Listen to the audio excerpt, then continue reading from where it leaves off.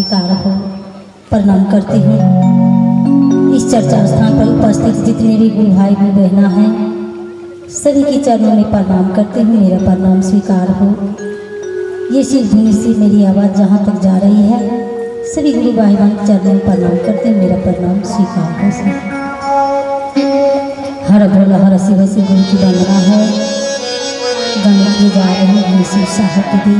हमें तो कुछ आती है नहीं, गलती हो जाए तो क्षमा करना, दया करना ही साहिब ने दया करना। हर भोला भोला हरा